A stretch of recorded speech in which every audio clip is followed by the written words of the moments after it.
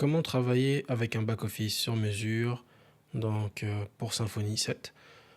Pour cela, il faudra créer du coup des entités, contrôleurs et tout ce qui va s'en suivre afin de pouvoir tout simplement mettre en place l'interface qui nous intéresse. Mais le truc, c'est qu'on a un outil qui nous permet de gagner du temps et d'avoir un back-office, certes qui ne sera pas sur mesure, mais qui sera fonctionnel et très puissant pour notre travail. Celui-ci s'appelle EasyAdmin. Et EasyAdmin, l'avantage qu'on a, c'est que c'est quelque chose qui est totalement compatible avec un bundle pour Symfony. Donc pour l'installation, rien de bien compliqué. Donc là, je me rends sur le dépôt de EasyAdmin et je vais faire mon installation pour le blog parce que ça me permettra du coup d'avoir un espace pour les administrateurs du site afin de pouvoir travailler et de gérer tout ce qui s'y passe. Donc, je fais mon installation à l'aide de Composer. Donc ici, Composer require EasyCorp / EasyAdmin-bundle. Une fois que c'est fait, je vais pouvoir du coup commencer à faire le travail qui m'intéresse. Donc moi, je vais juste relancer des fixtures histoire d'avoir des données qui soient totalement neuves pour pouvoir travailler sans trop de soucis. Et comme j'ai mon onglet guide qui est ouvert, on peut voir à l'instant que j'ai un fichier YAML qui a été mis en place, donc qui vient nouvellement d'être créé. C'est pour ça que j'ai le U, parce qu'il est untracked, donc il n'a pas été traqué, non suivi. Donc dans ce fichier, qu'est-ce que j'y retrouve? On va aller faire un tour dedans pendant que les fixtures sont en train de tourner. Donc ici on a EasyAdmin, ressources, donc ici qui part à la racine, et le type c'est marqué EasyAdmin routes. Donc voilà ce qui a été installé de ce côté-là. Sinon, du côté de mon dossier vendor, forcément, j'ai aussi d'autres choses qui ont été installées. Pour cela, rien de compliqué aussi, je peux aller faire un tour dans mon dossier vendor pour y voir un petit peu les éléments qui vont m'intéresser. Donc ici, dans mon vendor, j'ai EasyAdmin qui est dans EasyCorp, juste ici. Et à l'intérieur, donc je peux voir que j'ai des éléments de source, donc j'ai des classes, et je peux aller regarder un petit peu tout ce qui s'y passe. Donc, maintenant que ça a été du coup installé, on va continuer avec la documentation, donc rien de bien compliqué. Du coup, on est sur, donc là ici, le repo GitHub, mais pour pouvoir travailler en toute sérénité, ce que je conseille, c'est d'aller sur la documentation de Symfony. Donc je reviens en arrière ici, puis je vais aller sur celle de Symfony juste ici.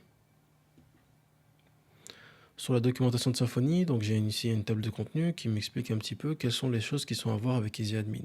Donc moi actuellement, du coup, je ne dispose de rien de spécial. Donc ce que je vais devoir mettre en place pour commencer, c'est le dashboard. Donc le dashboard, une fois que je suis du coup sur la documentation, je peux y voir pas mal d'informations qui sont importantes. On ne va pas se contenter uniquement à chaque fois de faire des copier-coller, copier-coller. Mais là, pour la vidéo et pour du coup le temps que j'ai investi dedans, je ne vais pas prendre le temps moi de faire la lecture. Donc vous lisez. Parce que si vous ne lisez pas, vous n'allez pas comprendre ce que vous faites. Et forcément, quand ça ne fonctionne pas, il ne faudra pas du coup être surpris. Donc ici, j'ai besoin de mettre en place un dashboard. Et pour le faire, donc j'ai une commande qui a été mise en place dans le Maker Bundle. Donc ici, j'ai un make admin dashboard. Donc je vais récupérer du coup ce petit bout de code qui est juste ici. Enfin, c'est une commande plutôt qu'un code. Et je vais venir donc ici le mettre dans mon terminal de commande. Donc mes fixtures ont bien été générées. Donc à ce niveau-là, nickel. Je fais du coup mon make dashboard. On me demande comme d'habitude quel est le nom de la classe qui m'intéresse. Donc là, je vais garder le terme dashboard, ça me va très bien. Donc dashboard controller. Mais cette fois-ci, on me demande dans quel dossier je souhaite le mettre, car il peut arriver qu'avec EasyAdmin, on ait des noms de contrôleurs qui soient exactement les mêmes que ceux qui ne servent pas du tout pour la même chose. Donc ils ne sont pas pour l'administration. Donc ils sont ici destinés à l'application en elle-même. Donc moi, pour du coup ne pas avoir de problème, je vais conserver du coup cette proposition qui me propose de créer un dossier admin dans mon dossier contrôleur et dedans, j'y retrouverai du coup le fichier comme indiqué ici. Configurez votre dashboard sur le fichier donc suivant et lancez la commande make admin CRUD pour générer des CRUD contrôleurs et les lier avec votre tableau de bord. Avant de faire cette étape-là, on va d'abord aller faire un petit tour dans ce fameux fichier qui a été créé, parce que ça a l'air d'être important quand même. Donc ici, on va aller faire un tour sur le dashboard contrôleur, et voilà ce qu'on y trouve. Quelque chose qui nous paraît quand même assez familier. Donc c'est un contrôleur qui ressemble vraiment à ce qu'on a d'habitude. On a du coup aussi une classe parente. Cette fois-ci, elle s'appelle pas Abstract Controller, mais Abstract Dashboard Controller. Je peux voir que j'ai une route de base qui est celle, donc ici, /admin. Allons faire un tour pour voir du coup si tout est fonctionnel et qu'elle est en place. Donc ici, en mettant un /admin, je devrais retrouver quelque chose. Donc ici, petit chargement. Ah, j'ai pas de serveur qui tourne, effectivement. Donc on va devoir aussi lancer le serveur. Sinon, ça risque pas d'avancer. Donc ici, le serveur est lancé. On actualise la page. Et donc ici, il me dit que j'ai un problème. Parce qu'apparemment, j'ai une route qui n'a pas été du coup déterminée correctement, ainsi de suite. D'accord, pas de souci. Bon, en tout cas, On est bien sur admin. Donc c'est une erreur 500, mais c'est pas une erreur qui dit que la route, du coup, n'existe pas. Elle dit qu'il n'y a pas de nom de route qui a été associé avec ce que j'essaie de faire. Bah, ok, je continue du coup avec la documentation et avec ce qu'il y a dans le fichier. Donc comme à son habitude, du coup, on retrouve souvent plein de commentaires et d'éléments qui viennent nous faciliter, nous permettre de comprendre un peu ce qui s'y passe. Donc là, je peux voir que j'ai trois options. Une option qui me dit que je peux faire du coup un dashboard qui va rediriger vers une page que je souhaite donc de mon back-end. J'ai une deuxième option qui ici me permettra de faire une redirection vers différentes pages en fonction de l'utilisateur. Donc je pourrais du coup choisir un utilisateur comme c'est indiqué ici pour le rediriger quelque part. Et une troisième option qui permettra du coup de faire un rendu d'un template qui est customisé, qui permettra d'afficher du coup un dashboard avec ses widgets. Bah tiens, ça m'intéresse pas mal. Et puis qu'est-ce que je vois ici? Donc un petit conseil, il est plus facile du coup donc de le mettre en place en étendant du coup ceci dans un template Twig. Très bien. Et puis je vois également ici que j'ai un return et que ce return du coup va renvoyer vers le template que je suis censé créer. Bah, du coup moi mon template, je vais le créer dans le dossier qui va s'appeler admin et je vais l'appeler simplement dashboard.html.twig. Donc je vais décommenter du coup l'option 3 parce que c'est celle qui m'intéresse. Et il y avait une option qui était déjà par défaut, celle-ci elle ne m'intéresse pas donc je vais la commenter. Nickel. Donc là du coup j'ai cet élément là. Donc allons voir d'ailleurs si ça a changé quelque chose. Normalement ça devrait dire que je n'ai pas de template. Bon, toujours pas. On va continuer en faisant la création du coup du template qui nous permettra de pouvoir donc mettre cela en place. Donc j'ai dit qu'il y avait un dossier que j'appelle admin et que dans ce dossier admin j'avais mon template donc qui s'appelait dashboard.html.twig. Et à l'intérieur je dois faire un extend, non pas de base mais de ce template là.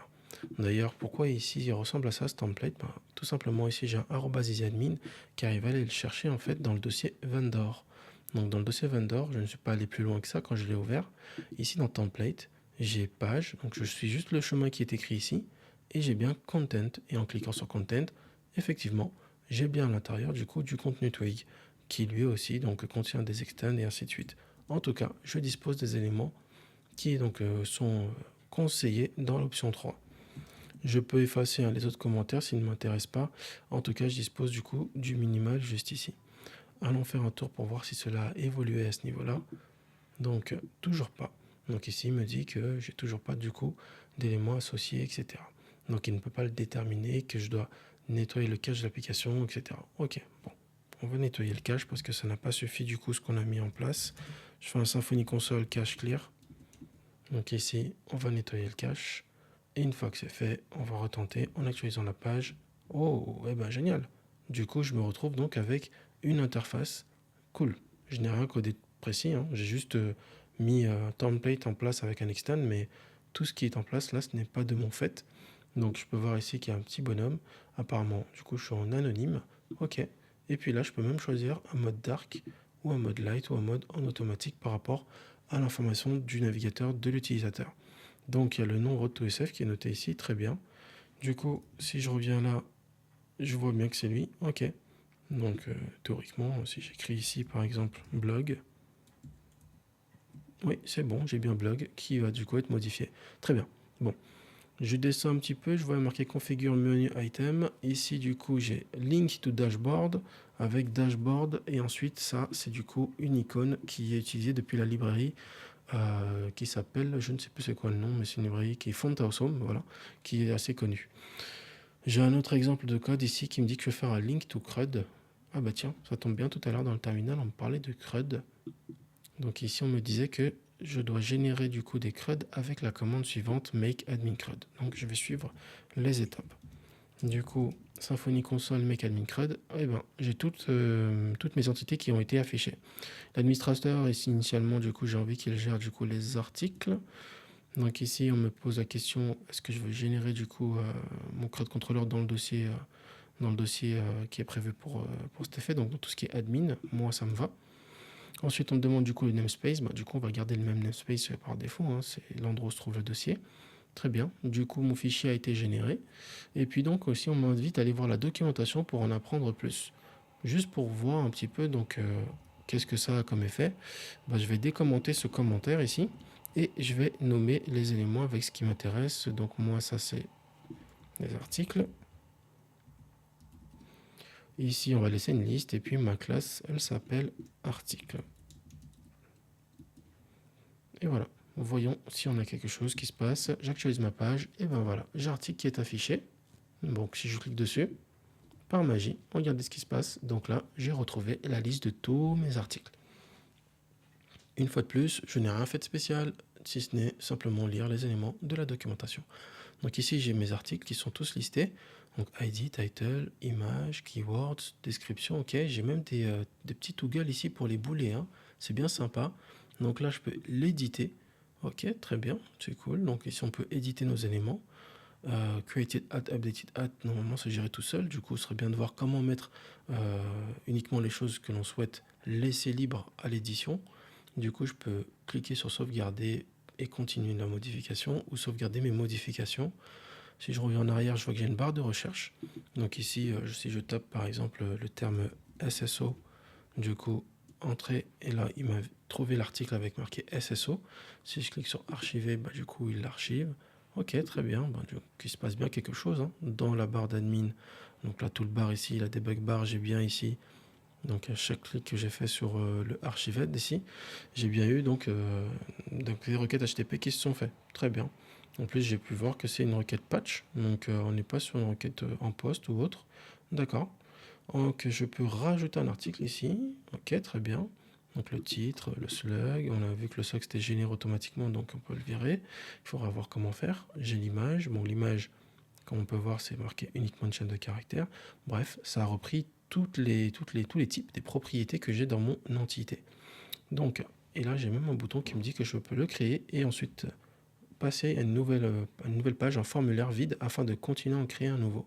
Donc, revenons du coup à nos moutons juste ici et allons faire un tour sur la documentation.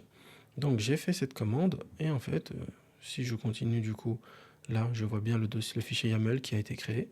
Une fois de plus, on lit la documentation et on a les réponses à ces questions. Donc ici, je continue, je vois bien qu'on me montre mon contrôleur, c'est celui où j'étais tout à l'heure. On m'indique du coup que c'est ici qu'il va falloir donc faire sa modification pour la route de base, donc c'est index. Suite à cela, on me dit qu'ici je peux définir avec différents éléments. Et puis après, ça, c'est des éléments qui sont à l'ancienne. Donc les gars ici, c'est donc l'héritage. Donc on n'utilise plus ce genre de choses. Je continue en me baladant ici, donc la configuration. Donc là, on me propose du coup dans configure dashboard de pouvoir faire pas mal de choses. J'ai des commentaires qui accompagnent ce qu'il s'y passe. Donc set title, c'est bien ce que j'ai utilisé ici pour mettre le mot blog. Et là, apparemment, je peux aussi définir carrément une image à la place. Je peux aussi mettre une favicon, parce que là, bah, pour le moment, il n'y a pas de favicon. Hein. Et on peut bien voir ici que c'est le logo SF qui apparaît. Et là, c'est le logo carré, c'est celui qui est par défaut pour EasyAdmin. Je peux également du coup choisir les éléments pour la traduction, la direction du coup du texte, donc de gauche à droite, de droite à gauche. Bref, il y a pas mal de choses intéressantes qui sont ici. Donc je continue, donc encore de la customisation de mon dashboard.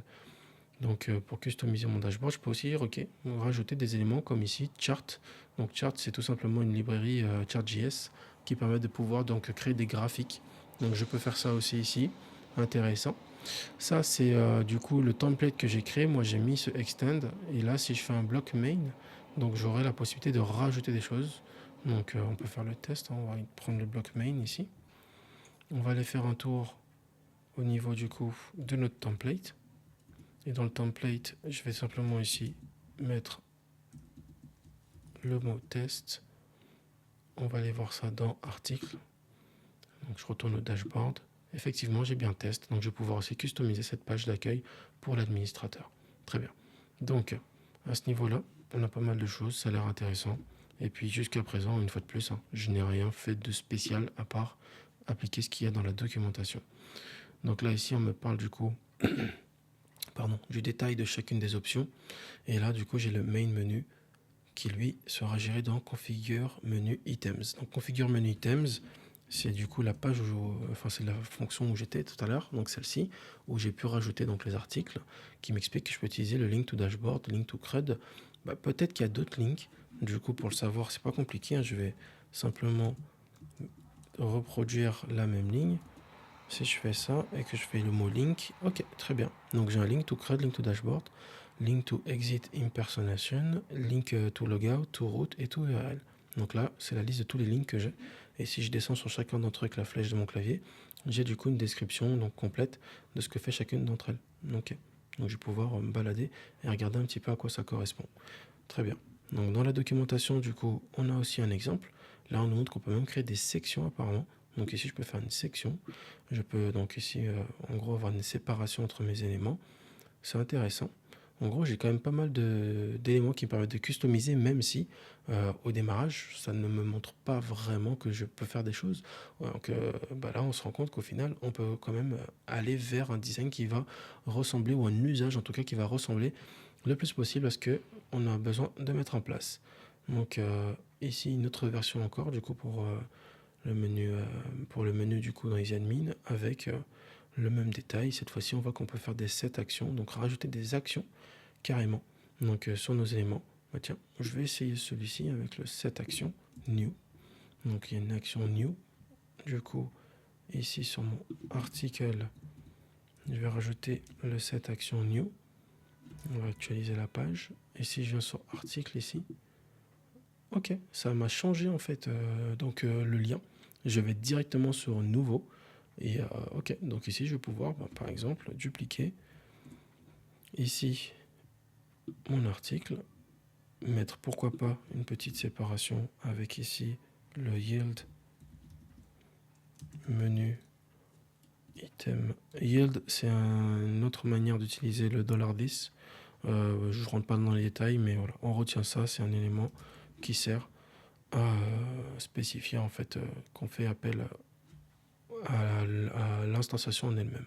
Donc ici article, voyons si ça fonctionne. D'ailleurs ici on va changer, on va dire nouveau. Donc j'actualise, j'ai bien du coup la section, j'ai bien article et j'ai nouveau. Article ici, tous les articles et nouveau ici. Ok, intéressant. De toute façon, j'ai déjà un add qui est là, mais bon, ça peut être intéressant d'avoir un bouton pour aller plus vite. Donc à cette partie-là, nickel, pas de souci. Voyons, du coup, je retourne sur mon onglet Git pour pouvoir voir et comprendre ce qui s'est passé parce que j'ai fait une commande tout à l'heure. Ah, ok, comme on peut voir ici, j'ai un article de contrôleur qui a été créé. Donc dans ce fichier, qu'est-ce qu'on y trouve? Donc dans ce fichier, j'ai du coup un peu de code. J'ai des éléments qui sont aussi en commentaire ici. Donc là, c'est marqué configure field. Donc les fields, ce sont les champs. Donc ici, on va supposer que c'est pour pouvoir mettre à jour, entre guillemets, les champs qu'il y a au niveau de notre formulaire quand on est sur une page d'articles dans EasyAdmin, donc dans l'administration. L'ID, donc j'ai pas besoin d'afficher l'ID. Le title pour du coup notre élément, article, rien de compliqué, je vais aller sur l'entité pour revoir la liste de toutes mes propriétés. Donc au niveau de mes propriétés, qu'est-ce que j'y trouve? Donc j'ai title, slug, on a dit qu'on n'y touchait pas, image, j'ai keywords, j'ai description, j'ai content, et ensuite le fait d'archiver, publier aussi. Ensuite j'ai des blocs, j'ai aussi l'auteur, les commentaires. Donc ici on va considérer que l'admin n'est pas celui qui va avoir le droit de définir qui est l'auteur ou non, mais il peut le choisir, pourquoi pas. Et ici j'ai donc les commentaires non plus, on n'y touche pas. Et puis les catégories, ça par contre oui, on en aura besoin. Donc je vais retourner du coup sur le fameux fichier en question, donc celui-là, je vais me coller tout ça ici. On a dit qu'on touchait pas aux commentaires à ce niveau-là, je vais mettre tout ça en commentaire dans le code. Et ensuite, on va pouvoir décaler nos éléments pour pouvoir du coup les ajouter de la même manière. Du coup, les keywords, donc là j'ai un texte editor pour la description, ça c'est nickel, ça me va, parce que j'ai déjà du coup ce truc là. J'ai un text file pour les champs, donc simple, keyword c'est le cas. Content, même que sa description finalement c'est pas vraiment le cas, parce que description c'est juste un 255 caractères. Et donc là ce sera plutôt content qui va garder cette forme là. Donc ici c'est text field. Ensuite, content, très bien, ça on supprime. Donc on a dit keyword, keyword ce sera aussi un text field, et puis catégorie on va voir, et pour image aussi on va voir. Donc ici ça c'est keyword. Donc je peux supprimer cette ligne-là, juste ici. Ça aussi, je l'ai mis en place. Et il me manque donc pour ces trois-là. Donc ici, je vois que c'est des fields. Ça a un peu la même écriture que les formulaires qu'on a donc Symfony avec les types. Donc je vais tenter un truc en tapant par exemple boolean. Parfait. On voit bien qu'il y a boolean field. Et donc boolean field, on va pouvoir y mettre du coup nos deux éléments. Super. Donc je supprime ça. Ensuite, donc l'image et la catégorie. Donc la catégorie, je vais m'inspirer, peut-être aller voir dans mes formes comment c'était fait. Donc ici, pour la catégorie, il y avait entity type pour la catégorie. Peut-être que j'ai un peu le même principe. On va taper entity field. Est-ce qu'il y est? Non, je ne l'ai pas, j'ai l'entity type. Donc on va aller regarder la documentation. Donc là, j'ai du coup les sous-menus, le user menu, contexte, les pages, donc login. Ok, bon, ça concerne vraiment donc la mise en place. Donc on est vraiment sur la page, comme c'est indiqué, dashboard. Revenons en arrière. Et allons voir du coup cette histoire. Tiens, ils sont là les CRUD controllers. Mais avant les CRUD controllers, j'ai vu un truc qui m'intéresse, c'est les fields. Donc ils sont là les fields. Du coup, pour les champs, je peux voir ici que c'est exactement le fichier où je me trouve actuellement et c'est bien là qu'il faut le faire. Ensuite, donc ça retourne les champs tels quels si on les met comme ça. Sinon, on peut rajouter du coup leur type avec le mot field afin de pouvoir du coup spécifier proprement les choses. Donc ici, on a un exemple. Donc pour le datetime, par exemple, on vient d'en voir un. Il y en a même un pour la monnaie. Dans ce cas-là, allons chercher tous les field types. Donc juste ici, j'ai donc, association. Moi, c'est ce que j'ai entre la catégorie et mon article. Donc pour pouvoir mettre ça en place, je dois mettre un association field. Très bien. Du coup, ici, on va taper association field. Il est là. Parfait. Donc catégorie sera en association avec mon élément.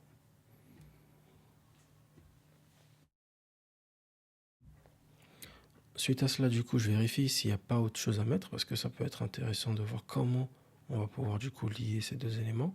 Donc là, j'ai un détail. Donc render as embedded form. Ça, c'est si on veut faire un formulaire imbriqué apparemment. Et puis, j'ai du coup ici donc catégorie create controller class. Très bien, en fait, je dois quand même compléter pour y ajouter des choses. Là, super. Donc là, j'ai un set create controller. Donc ici, set create controller, je peux le mettre aussi en place avec mon élément, très bien. Du coup, si je viens ici sur le tout premier, on me dit que j'ai juste à faire un render as embedded form pour pouvoir l'ajouter, ou sinon un render as native widget. Bon, on va tester avec le premier. Donc ici, on va faire un render as native widget. Voilà. Allons voir déjà ce qui se passe dans notre article quand on va en créer un, ou en modifier un. Hop là, éditer. Ah, donc là, ça me dit que keywords n'est pas reconnu, c'est parce que j'ai fait une faute d'orthographe. Il manque le Y. Je reviens dessus, actualise. Donc ici, il me dit que catégorie ne peut pas être convertie en chaîne de caractères. Ok. Pour régler ça, c'est pas très compliqué. Dans une entité, lorsque l'on a besoin de l'utiliser comme on le fait là actuellement, il va être intéressant d'ajouter un petit élément. Donc si je vais sur mon entité catégorie, je vais pouvoir ajouter à la fin du coup de ce fichier, donc ici, après la dernière méthode, une nouvelle méthode qui va s'appeler toString. C'est une méthode qui est dans PHP, qui est native. On pourra l'utiliser pour pouvoir convertir, donc en gros dire voilà quel est le rendu sous forme de chaîne de caractères de la classe en question. Donc ici toString.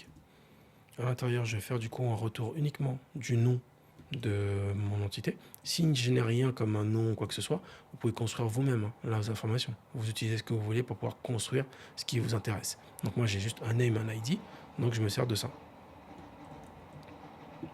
J'actualise ma page et désormais c'est bon, ça a fonctionné. Donc là je vois bien que déjà je vois que mon contenu, j'ai des petits caractères que je peux utiliser, etc. Donc j'ai un text editor. Donc j'ai également les catégories que je peux choisir. Donc c'est top. Donc là déjà je retrouve donc des éléments qui sont intéressants. Je vois que tout ce qui est non nullable aura la petite bille rouge qui sera donc positionnée derrière donc le nom de la propriété. C'est top. Du coup il me manque uniquement un dernier élément, c'est l'image. Et pour l'image, du coup, on va la regarder comment faire pour pouvoir donc l'afficher. Allez, je retourne dans la documentation et me voici du coup à nouveau sur donc ici la liste. Je reviens un peu en arrière sur la liste de tous les fields. Donc ici tous les fields, je regarde si j'en ai pas un qui est image, parfait, je suis pile poil dessus, image field. Donc ici pour image field, voilà le rendu final que ça doit donner pour faire l'importation d'une image. Donc ça me dit que pour l'utiliser, je dois utiliser image field. Et ensuite, j'ai plusieurs paramètres à dire. Donc il y a marqué base path, donc le chemin de base, l'endroit où ça se trouve. Je vois marqué upload image, donc c'est en gros le chemin qu'il y a dans mon dossier public. Upload dir, donc le dossier dans lequel il faut uploader. Ensuite, j'ai ici contraintes et je peux mettre aussi en place des contraintes. Bon, déjà commençons avec seulement donc celui-ci. Et après, on verra pour l'upload dir aussi afin de pouvoir du coup mettre en place tout cela. Donc, je viens récupérer le petit bout de code que j'aurais pris donc sur la documentation. Bien sûr, je ne vais pas n'importer ma classe parce que je ne l'ai pas écrit moi-même. Donc ici, nous, dans notre projet actuellement, donc le projet du blog, si on fait un petit tour dans public, actuellement, du coup, j'ai média au pluriel. Ensuite, j'ai images au pluriel. Et après, dedans, on trouve les images. Donc, je vais juste changer upload par média. Nickel Chrome. Mon point virgule, il n'y en a pas ici, c'est une virgule.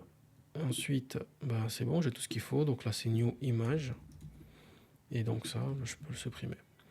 Donc ça m'a dit aussi qu'il fallait aussi importer autre chose. Donc je vais rajouter du coup le set upload. Donc ici, il doit être disponible. Voilà, set upload dir. Du coup, il se retrouvera au même endroit. Donc ici, c'est juste média, le chemin dans lequel, l'endroit dans lequel on upload nos fichiers. Donc si je comprends bien, ça va être géré par autre chose que nous. Donc on n'a pas plus de code à faire en fait. C'est juste mise en place des éléments tels qu'ils sont disponibles. Allons faire un tour donc sur notre page. J'actualise ici. On regarde un petit peu ce qui s'y passe. Donc là, il me dit qu'il y a une erreur qui s'est produite parce que je n'ai pas donné le bon répertoire. Donc ici, médias et images. Donc ici, il me dit qu'il n'est pas disponible. Si je regarde bien, il est indiqué que là, on est dans le dossier, puis tout de suite, il souhaite accéder à médias. Donc nous, c'est pas du tout ça qu'on veut. Donc déjà, faisons le petit test en mettant un premier slash dedans. Non, pareil. Ben dans ce cas-là, on va rajouter correctement donc le dossier public. Et ensuite, on actualise pour vérifier que tout est OK. Bon, ça a l'air, tout a l'air d'être OK. Super. D'ailleurs, en faisant ça, donc vous allez pouvoir maintenant du coup uploader des images. Donc c'est un peu le but ici à ce niveau-là. Si je fais un petit tour pour aller récupérer une image, peu importe laquelle, je dois en avoir ici. Donc on va prendre ceci. Donc là, je vais faire sauvegarder. Ah, déjà, je peux voir que ça a un petit peu changé ici. Donc il n'y a plus l'ID. Donc tout à l'heure, il y avait les ID, il n'y en a plus.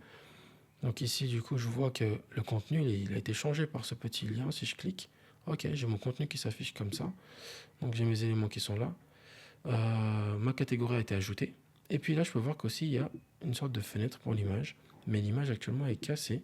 Donc je vais faire un petit... comme c'est une erreur qui apparaît dans mon navigateur, je vais d'abord ouvrir mon inspecteur pour regarder ce qui s'y passe. Donc là, je peux voir que donc il n'y arrive pas parce qu'il est parti chercher dans public, média, image, slash, bg, png. Donc le mot public, du coup, c'est bien celui que nous on utilise. Par contre, c'est pas bon pour le reste. Du coup, nous, ça ne va pas parce que pour le front, normalement, du coup, public n'est pas censé apparaître. C'est censé ressembler plutôt à ça. Et donc, si je mets ça, parfait. Donc, en fait, j'ai mon image qui devrait apparaître comme ça. Ok, très bien. Donc, pour résoudre cela, je vais enlever à nouveau public parce que du coup, ce n'est pas dans public. On va regarder après comment résoudre ce problème. En tout cas, en l'actualisant ici, cette fois-ci ça fonctionne. Et quand je clique là, ça fonctionne aussi. Super. Donc là, j'ai bien mes éléments et tout, c'est nickel chrome. Donc ça veut dire que là, c'est fonctionnel. À ce niveau-là, donc je peux même voir que dans mon dossier, j'ai bien le BG PNG qui a été chargé. Donc ça a bien fonctionné à ce niveau-là, c'est nickel. Donc j'ai pu du coup configurer tous mes éléments et je peux donc continuer à naviguer dans la documentation pour comprendre comment tout cela fonctionne. Rien de bien compliqué, je me suis contenté uniquement d'aller faire un tour. Donc ici je peux voir qu'il y a possibilité également de faire en sorte que le nom du fichier soit réécrit d'une manière spécifique. Donc je vais prendre celui-là par exemple, juste afin d'illustrer la chose. Bon, allez, on va prendre toute la ligne, je vais garder que ce qui m'intéresse. Donc moi ce qui m'intéressait c'était uniquement tout ce qu'il y a juste ici. Donc on va du coup voir à quoi ça va ressembler, parce que là ça a été BG qui a été chargé. C'est pas moi, c'est pas ce que je voulais. Je voulais avoir un nom différent, parce que si je charge BG pour un autre article, il va écraser également du coup l'image précédente. Là ça nous refait le même problème que tout à l'heure, donc c'est pas très grave. Dans ce cas-là, regardez. Ça veut dire qu'il y a un problème concernant du coup l'endroit où on veut écrire et déposer le fichier. Par contre, mais pas de problème avec l'endroit où on veut le lire. Dans ce cas-là, je vais voir si c'est l'un ou l'autre. Donc ici, On va mettre public, slash, on va laisser celui-là, donc le base path. Upload dir, c'est le plus important pour le code normalement. Donc ici, on va checker. Hop là, ça a l'air de fonctionner. Je vais aller chercher du coup l'image que tout à l'heure. Donc ici, c'est BG. Ensuite, on va du coup sauvegarder ce changement. Et là, on actualise. Même problème que tout à l'heure, donc ça ne fonctionne pas. Donc il faut aller checker la documentation pour pouvoir prendre le temps et voir où est-ce qu'on pourra retrouver nos éléments. En tout cas, on peut voir que l'on a bien ici une image qui a été chargée et puis il y a une chaîne de caractères qui a été générée exprès pour elle. C'est parfait. En tout cas, ça me va très bien jusqu'à présent. Donc j'ai un formulaire qui correspond à ce que moi je souhaitais. Donc à ce niveau-là, donc j'ai ma gestion des articles. Bah, si je veux rajouter une autre gestion, je fais la même étape que tout à l'heure. Je vais créer donc un CRUD controller. Donc ici, make admin CRUD controller. Cette fois-ci, disons qu'on le fait pour les catégories. Hop là, pareil et aussi pareil. Et là, pour le lier, comme on a vu tout à l'heure, il faut se rendre dans le dashboard controller. Et dans le dashboard controller, il faut rajouter cette histoire de link to CRUD. Donc cette fois-ci, moi je vais conserver les choses un peu proprement. Donc catégorie ici. Je ne vais pas le mettre la section, mais, ou peut-être une section vide. On va voir si ça fonctionne. Ensuite, ici, ça concerne du coup la catégorie entity. Et je n'ai pas besoin d'action juste ici. Donc voilà, je vais vérifier que tout soit OK. Parfait, j'ai bien ici du coup catégorie. On peut remarquer que la section a disparu parce qu'elle est vide du coup. Donc il faut absolument mettre quelque chose. Donc j'ai les catégories. Hop là, elles sont là. Je peux en ajouter une nouvelle. Parfait. Allons tester, voir le rendu. Donc ici, parfait. J'ai bien du coup ce qu'il me faut. Si c'est vide, il n'y a rien d'écrit, mais par contre l'espace vide reste. Donc là, je refais Command Z. Donc ici, on voit bien que l'espace vide reste pour séparer les éléments. Donc voilà ce qu'il y a besoin de savoir sur les admins pour commencer à travailler avec. Donc pour pouvoir mettre des choses en place, on a besoin de CRUD controller. Pour mettre en place ce dashboard, tout est indiqué dans le commentaire. De toute façon, la documentation accompagne les développeurs et développeuses qui ont envie d'apprendre et qui ont envie du coup d'évoluer avec le framework. Sans oublier que bien sûr, vous avez la possibilité de customiser un minimum les formulaires avec les choses que vous voulez ajouter à l'intérieur. Pour cela, ça se passera donc dans l'élément que vous avez créé en CRUD controller sur les configure fields. Pour ceux qui veulent aller plus loin et par exemple customiser des actions ou autre chose, vous pouvez le faire à ce niveau-là. Vous avez la possibilité de créer donc ici une nouvelle méthode qui va s'appeler action. Donc dans la documentation, vous verrez un petit peu comment tout cela fonctionne. Ça vous permettra un petit peu de vous rendre compte que tout est accessible quand on lit la documentation. En tout cas, courage et puis à la prochaine.